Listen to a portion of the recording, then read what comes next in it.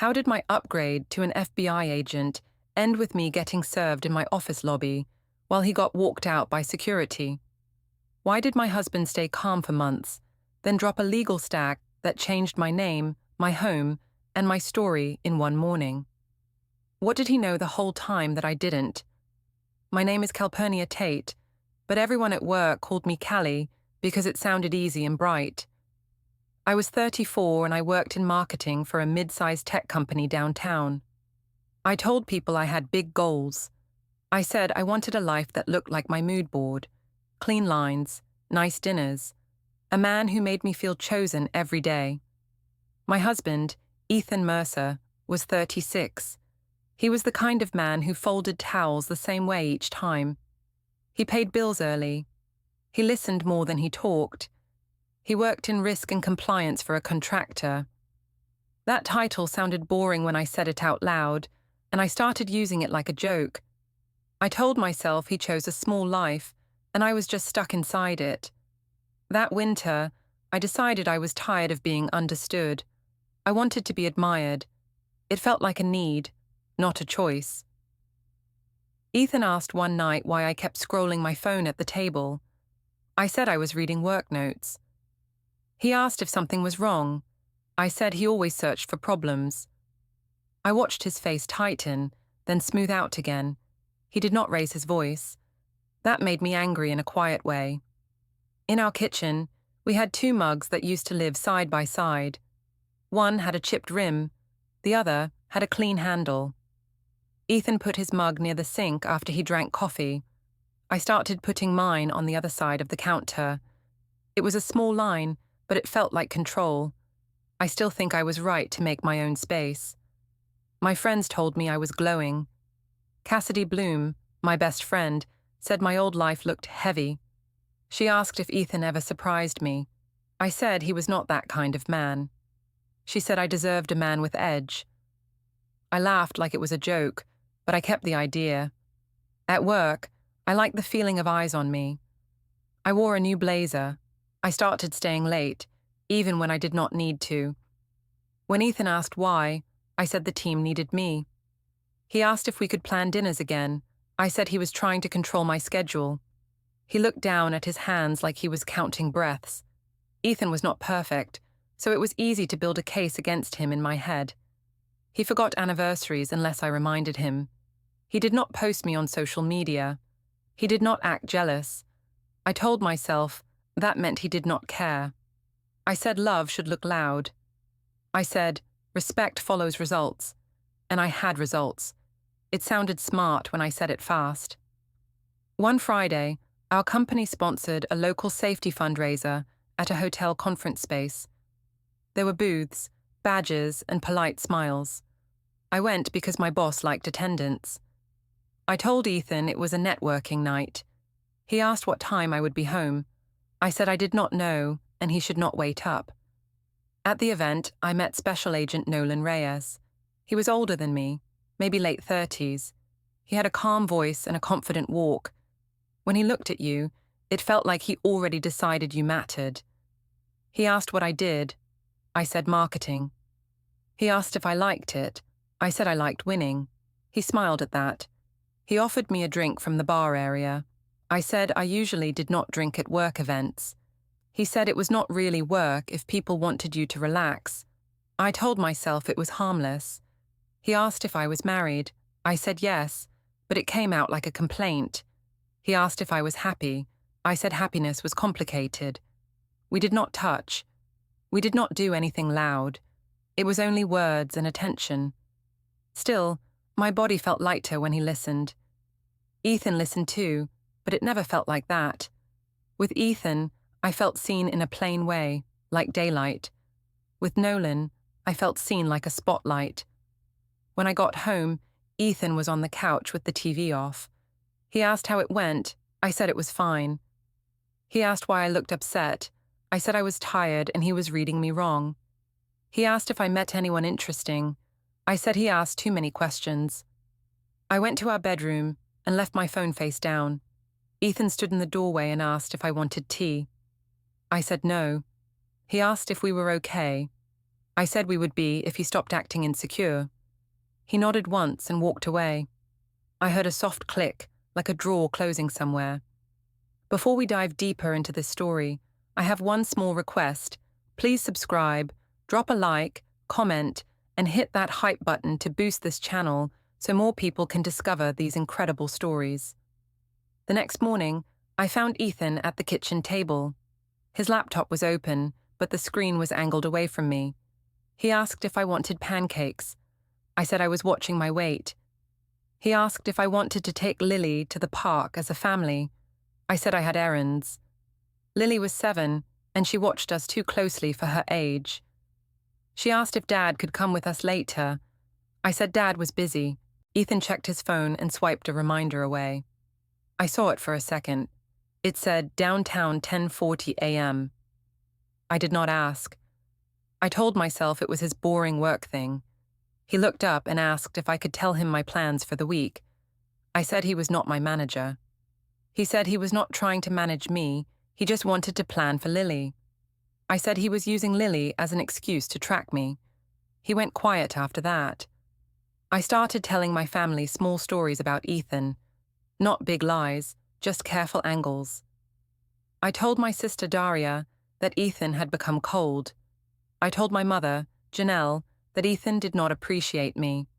I told my friends he did not protect me, like I needed a guard dog instead of a husband. When they reacted with pity and anger for me, I felt clean. I felt like I was the hero in my own mess. Ethan tried one more time that week. He asked if we could talk after Lily went to bed. I said there was nothing to talk about. He asked if I still loved him. I said love was not the problem, his behavior was. He asked what behavior. I said his need to question me. He looked like he wanted to argue, but he did not. He simply said he would sleep in the guest room because he did not want to fight in front of Lily. I told Cassidy about it and she laughed. She said he was trying to punish me. I said I would not be punished by a man who did nothing with his life. I did not say it to Ethan's face, but I started acting like it was true. Then Nolan messaged me a simple line about enjoying our talk and hoping to see me again. I stared at the screen too long. Ethan walked behind me in the hallway. I turned the phone slightly, like a reflex. He did not stop. He did not demand to see it. He just kept walking, and that made my stomach drop more than any fight would have. I told myself Ethan's calm was proof he did not care. I told myself I was free to look elsewhere. I told myself I was only taking what I deserved. On Monday morning, I wore perfume that I knew Ethan liked, but I acted like it was for me. He said it smelled nice. I said he only noticed things when he wanted something. He asked what I meant. I said he knew what I meant. He got quiet, like he was trying to choose the safest sentence. He said he did not want to fight before work. I said that was rich coming from him. I watched him swallow his reply. Part of me wanted him to snap. When he did not, I told myself he was cold. Nolan messaged again during my lunch break. He asked how my weekend ended. I said it was fine but heavy. He said I did not seem like a heavy person. I liked that line. It felt like permission. He asked if I wanted coffee after work. I said I might be able to. He said he knew a co-working cafe that stayed open late and felt quiet. I told myself it was still public, so it was safe. I also told myself that if Ethan could not handle me having friends, that was his problem. That afternoon, Ethan texted and asked if I could pick up Lily from school because he had a meeting. I said yes, and I added a smiley face so I could feel like a good mother. Then I told myself I could still go out later because I had earned it. When I got home, Ethan was already gone. On the counter, there was a small note for Lily's snack and a second note that said, "Meeting personal," in his neat handwriting. It was not like him to leave notes like that. I stared at it, then I pushed it under a mail flyer. I told myself it was nothing. At school pickup, Lily ran to the car with her backpack bouncing. She asked if Dad was coming home soon. I said he was busy. She asked why he slept in the other room. I said grown-ups sometimes need space. She asked if it was her fault. I said no, and I said it too fast. My throat tightened for 1 second. Then I turned the music up and told myself she would forget.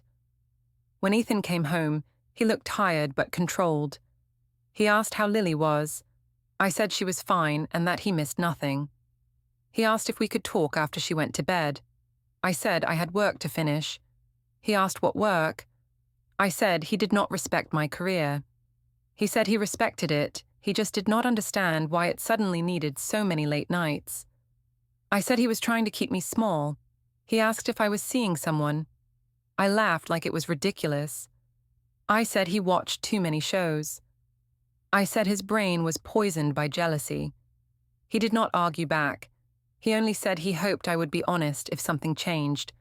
I told him nothing changed. I believed it as I said it, because I needed to. I went out after Lily was asleep. I told Ethan I had a deadline and needed the quiet of a cafe. He said okay and asked what time I would be back. I said I did not know. He asked if I wanted him to wait up. I said no.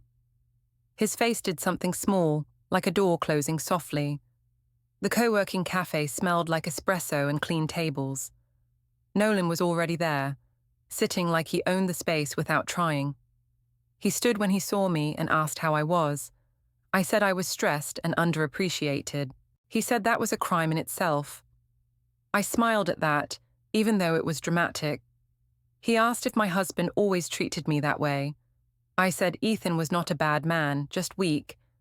I said he needed me to make all the plans and still acted like I owed him gratitude for basic effort. Nolan said he had met men like that. He said some men wanted a woman to shrink so they could feel tall. I nodded, like he was describing my life perfectly. He asked what I wanted. I said I wanted to feel chosen. I said I wanted a man who looked proud to be next to me. He said I should never beg for attention. I told him I was not begging. I told myself that too. When I got home, Ethan was awake in the living room with a book. He asked if the cafe helped. I said yes. He asked if anyone else was there. I said he was doing it again. He said he was only asking. I said asking was accusing. He said he did not want to accuse me. He wanted to understand. I said he should understand that I needed space. He asked if we could try counseling. I said I did not want to pay someone to tell him what I already told him. He said he would pay if it helped. I said it was not about money. It was about him changing. He said he was trying. I said trying was not enough. The next day, Cassidy and I went to the gym after work. I wore a fitted top and let her take photos for my story. She said I looked free. I said I was finally becoming myself. She asked if Ethan was behaving. I said he was acting like a victim. She told me to stop being gentle. She said men only learned when women left. I liked that because it made my choices sound brave, not selfish. At home, Ethan's calm started to bother me more than anger would have. He stopped asking long questions. He started sending short texts about Lily's schedule. He asked what time I could do drop-off. I replied late and blamed meetings. He said okay and adjusted without complaint. He stopped reaching for me when I walked past. I told myself I had trained him. Then I felt an odd fear, like I had lost a lever I used to pull. One evening, I came in while he was in the guest room doorway. He was holding his phone in one hand and a thin folder in the other. I saw a label that said Utilities. He slid it into a drawer when he noticed me. The drawer closed with a clean click. He asked if I needed anything. I said no. I asked why he was organizing that stuff now. He said it was just overdue. His voice was flat, not guilty. That made me want to find guilt anyway. Later, I went upstairs and found his keys on the hall table. There was a new key on the ring, shiny and plain. I picked it up and turned it between my fingers. Ethan walked up the stairs behind me. He asked what I was doing. I said I was just looking. He said the new key was for a storage unit. I asked why he needed storage. He said he wanted to keep some personal items safe while we were tense. I said he was planning to leave. He said he was planning to stay calm. I told him that sounded like the same thing. He did not correct me. That night, when the house was quiet, I heard a soft beep from his phone in the other room. It was a single beep, then silence. I told myself it was nothing. I told myself he was not clever enough to track me. Still, I lay awake and listened to the space between sounds. The next morning, I posted a quote about boundaries and choosing peace. People liked it. Cassidy commented with a crown emoji. Daria sent me a message and said Ethan was probably panicking. I felt strong reading that. Then Ethan walked into the kitchen and asked if I wanted coffee. I said no. He poured his own and drank it standing up. He looked past me, not through me. For the first time, I felt like the villain in my own story, and I hated that feeling, so I pushed it away. I decided that if Ethan would not fight for me, I would build my own crowd. I told myself a crowd meant I was right. At work, I acted brighter and louder. I laughed in meetings. I spoke over quiet people. I wanted to be seen as the woman who outgrew her marriage, not the woman who broke it. Cassidy started planning a family dinner like it was a show. She said we needed a long table so everyone could see the truth. I asked what truth. She said the truth that Ethan was holding me back.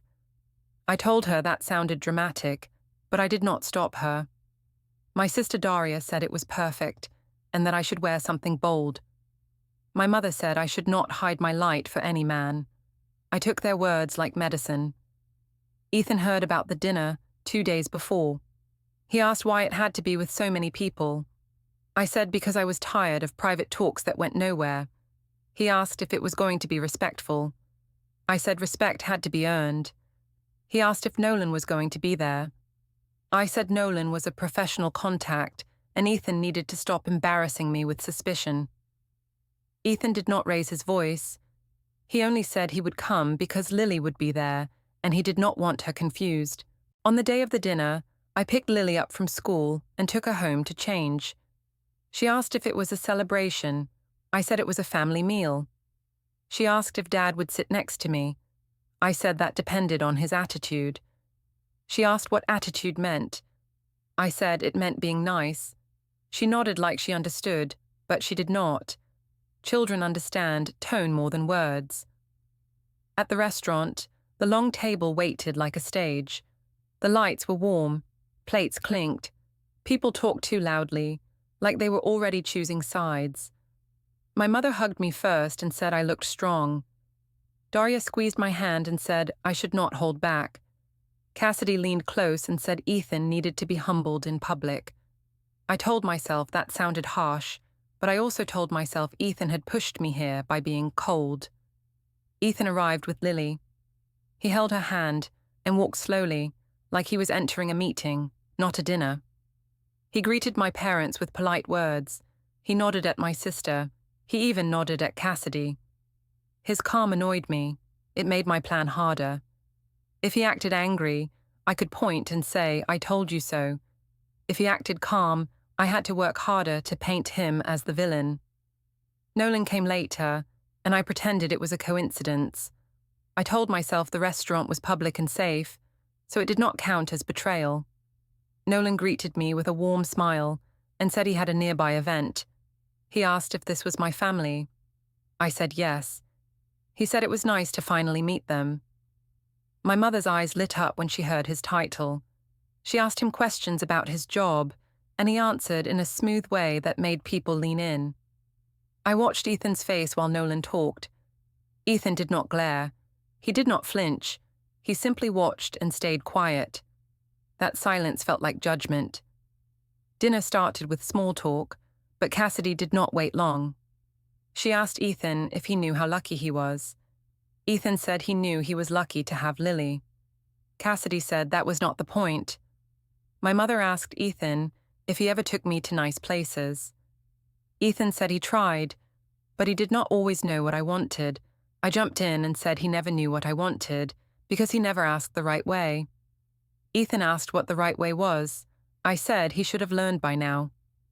Daria laughed and said men needed training. I leaned into the performance. I said Ethan acted like a roommate. I said he did not protect me. I said he did not speak up when people disrespected me. I watched faces around the table nod like they were in a shared story. Ethan asked if we could talk about this privately. I said he always wanted privacy when he was wrong. He said he only wanted privacy because Lily was there. I said Lily needed to see what real life looked like.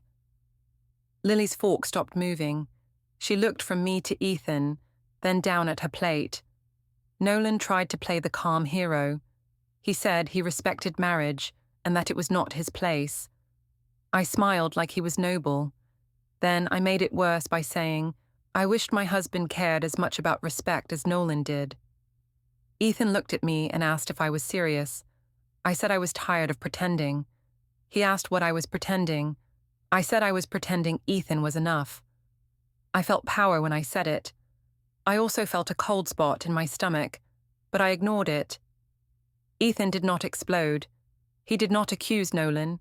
He did not swear or threaten. He simply said he would not argue at a table with our child. He told Lily she could finish her meal and then they could go. I felt my cheeks burn because that sounded reasonable, and reason was not good for my story. I needed him to be ugly. He would not be. My mother said Ethan was too sensitive. Cassidy said he was trying to control the room by acting calm. Daria said he was doing a silent punishment. I nodded at all of it because it kept the crowd on my side. Ethan paid for Lily's meal without a show. He asked Lily if she was ready. Lily asked if Mum was coming too. Ethan said Mum would decide. Lily looked at me like I was a judge. I said she could go with Dad for now. I told myself I was being generous. After Ethan and Lily left, the table became louder. People started speaking like Ethan was already gone. Cassidy asked why I stayed so long with a man who was small. I said I stayed because I believed in loyalty until loyalty turned into a cage. My mother said I deserved a man who could stand tall next to me. Nolan sat close enough that our shoulders almost touched. I let it happen. I told myself it was only comfort. Later, Cassidy pushed for a rooftop bar. She said the night needed a real ending. Daria agreed and said I should celebrate freedom. Nolan said he could join for one drink. I went because I did not want to go home to Ethan's quiet.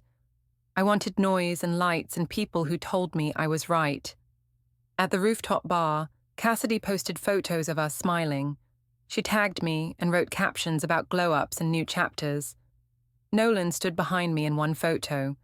He did not touch me, but his presence was clear. I told myself Ethan could not complain because I never said anything. Still, my phone buzzed once with Ethan's name. I did not answer. I told myself he would try to guilt me. I told myself I was done being managed. When I finally took a rideshare home, the city lights blurred against the window. I checked my phone and saw messages from Cassidy praising me. I saw a message from my mother telling me she was proud. I saw nothing from Ethan. That should have felt like victory, but it felt like empty space. At home, the kitchen was dark. Ethan's mug was on the counter, alone. The guest room door was closed. I walked upstairs and saw Ethan's phone on the hall table for a second because it lit up. It showed a missed call with no caller ID. The screen went dark again. I stood there longer than I wanted to admit, listening to the house breathe. When I went to bed, I told myself Ethan was finally learning. I told myself he would come back softer. I told myself I had the crowd, so I had the truth. But the silence in the house did not feel like surrender. It felt like planning. I told myself the dinner proved something. I said the table saw the truth. I said Ethan finally understood his place. When I woke up the next morning, the house did not feel defeated. It felt quiet in a strict way, like a library.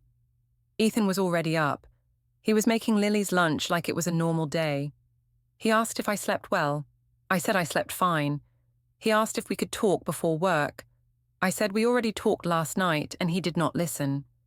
He said last night was not a talk, it was a performance. I told him he was calling me dramatic to avoid the real issue. He asked what the real issue was. I said it was his lack of care. Lily came into the kitchen and asked if we were having another big dinner. Ethan said no. I said we might if people needed to understand things. Ethan looked at Lily and said she did not need big dinners to feel safe. I felt annoyed because he sounded like the reasonable parent, and I wanted that role for myself. After Lily left for school, I went upstairs and opened my closet. I stood there and stared at my clothes like they were choices in a new life. I pulled out a suitcase. I did it slowly, like I wanted Ethan to hear the zipper. He came into the doorway and asked what I was doing. I said I was taking space. He asked if space meant leaving the house. I said he did not own the house, and he did not own me. He said he was not claiming to own me. He was asking so he could plan for Lily. I said he was using Lily to trap me. He said he was using Lily to keep things stable. I rolled my eyes because stability sounded like a weapon when he said it. I packed like I was making a point.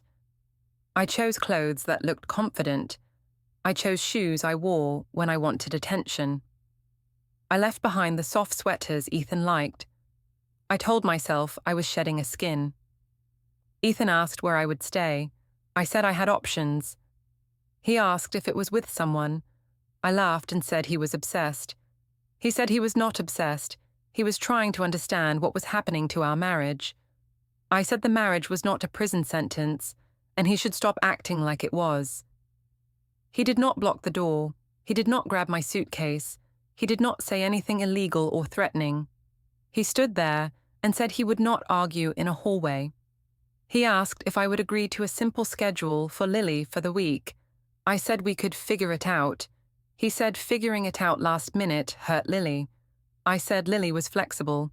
He said children looked flexible until they broke quietly. I hated that sentence because it sounded true, and truth felt like an attack. I left the house around noon. I drove to the riverside promenade and parked near the path. The air was cold and sharp. People walked dogs. Couples held hands. I walked alone and tried to feel proud. I told myself I was choosing myself. I told myself I had been patient long enough. Nolan called while I was walking. He asked if I was okay. I said I was finally taking control. He asked if Ethan was making it hard. I said Ethan was doing the silent punishment thing. Nolan said some men tried to scare women back into line. I said Ethan would not scare me because he did not have that kind of energy.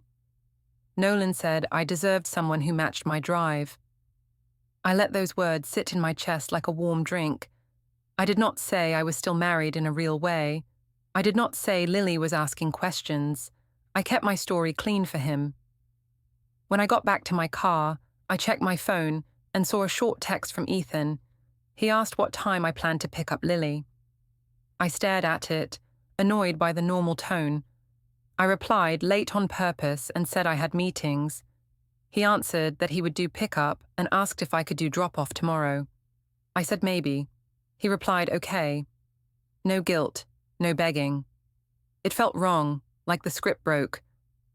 I went to a co-working cafe and opened my laptop. I did not really have work. I just did not want to go home. I posted a story about choosing peace. Cassidy replied with fire emojis. Daria said I should not let Ethan spin the story. My mother sent a message and said I should come stay with her if I needed to. I told her I might. I liked having a backup audience. That evening, I went back to the house to get more things. Ethan was not in the kitchen. The counters were wiped clean. 2 mugs sat on opposite sides again, like someone had accepted the distance as permanent. I went upstairs and heard a soft sound from the guest room, like keys moving. I pushed the door slightly and saw Ethan at a small desk with his laptop open. He turned his screen away fast, but I still saw a message pop up in the corner. It said, "File uploaded successfully." I felt a small pinch in my stomach. I asked what he was doing. He said he was organizing personal records. I asked why he suddenly cared about records. He said he should have cared earlier. I said he was being secretive now. He said he was being careful. On the desk, I saw a USB drive.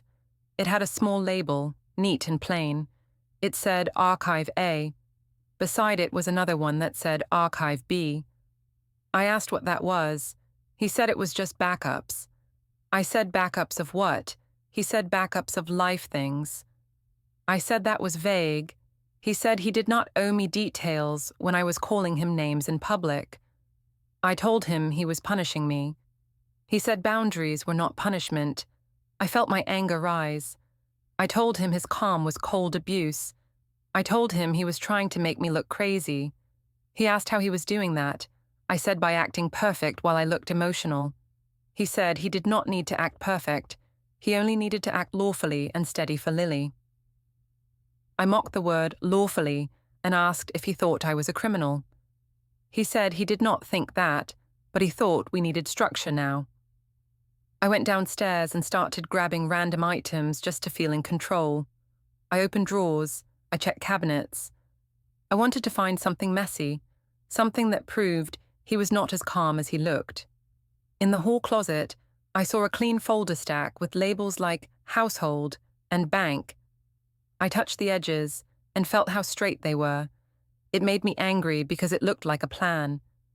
Ethan came down and asked me not to go through his things. I said it was my house too. He said shared space did not mean shared privacy. I said marriage meant no secrets. He said marriage also meant respect, and I had removed that in public. I told him he should earn respect. He said he was done auditioning. The next morning at the school pickup line, I arrived late on purpose. I wanted to see if Ethan looked stressed. He was already there, standing by the fence with Lily's backpack. Lily ran to him first, then looked back at me like she was checking if it was allowed. Ethan did not glare at me. He just stepped aside so Lily could reach me too. Lily asked why we could not all go home together. I said grown-ups needed space.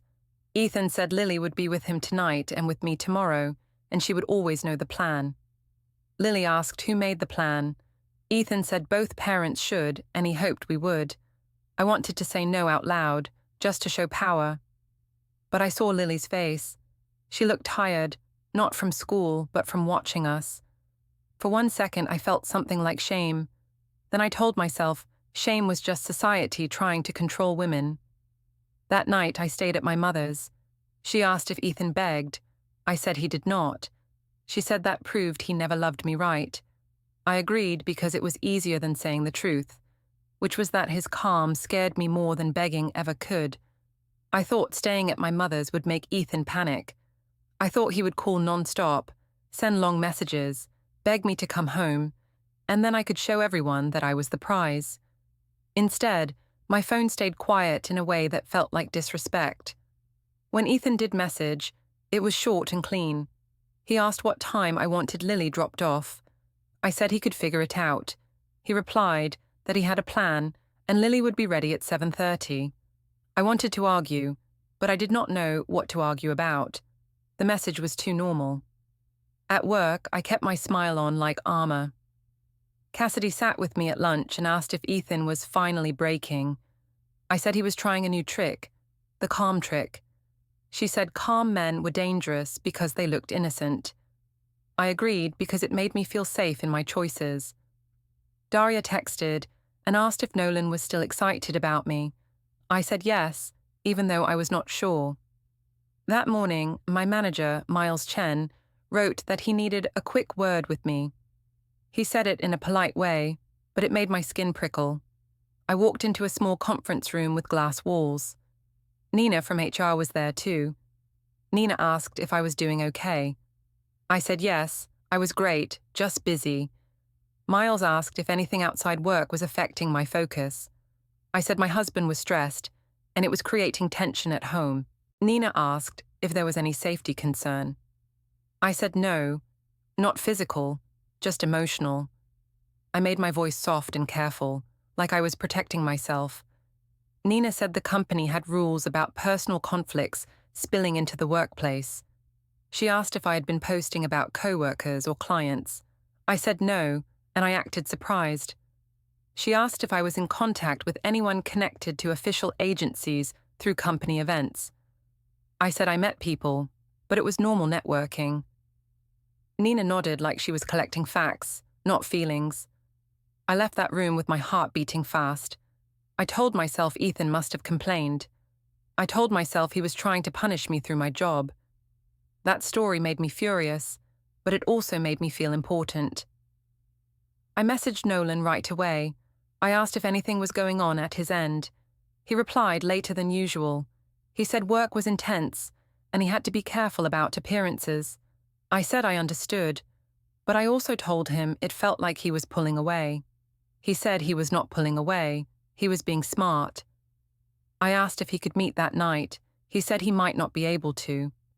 I read his words again and again until they felt thin. After work, I went to the supermarket, partly for groceries and partly to calm myself. I stood in the checkout line behind a man buying diapers and cereal. I watched the cashier scan items and thought about Lily. I told myself I was still a good mother. I told myself adults deserved happiness and kids adapted. While I waited, I checked my bank app. A few regular charges were there, but something looked different. Ethan had paid the utility bill early again, but it came from a different account line than I expected. It was still our money in my mind, but it looked separated on the screen. I felt a sharp fear. I told myself Ethan was hiding money. I told myself he was doing the thing men do when they want to control women financially. I did not have proof, but I did not need proof to feel wronged. When I got home to pick up Lily's overnight bag, Ethan's car was in the driveway, pointed toward the street, like he was ready to leave fast. The trunk was empty, but the angle of the car felt like a statement. Inside, the house smelled faintly like toner, like someone had printed something recently. I listened for the printer, but it was silent. Ethan was in the kitchen washing a pan. He asked if I wanted to take Lily tonight or tomorrow. I said I would take her tomorrow because I had plans. He said okay and asked where she would be sleeping. I said at my mother's. He said he hoped my mother would keep routine bedtime. I said he was not the boss of bedtime. He said he was not trying to be the boss. He was trying to keep Lily stable.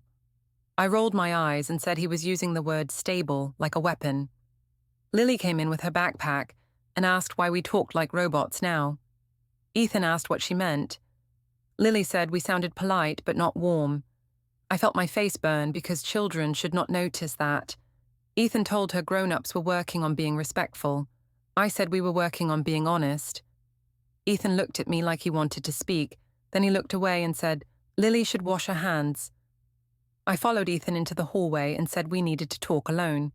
He agreed and stepped onto the front landing, keeping the door open so Lily could still see us. That annoyed me because I wanted privacy when I wanted it, not when he wanted it. I told him HR had asked me questions. I asked if he called my job. He said he did not call my job. I said I did not believe him. He said belief did not change facts. I accused him of trying to ruin my career because he could not handle me moving on. He asked how he would ruin my career when he had not even raised his voice at me. I said his calm was a mask. He asked what I wanted from him. I said I wanted him to admit he pushed me away. He asked what he did. I said he stopped being a man.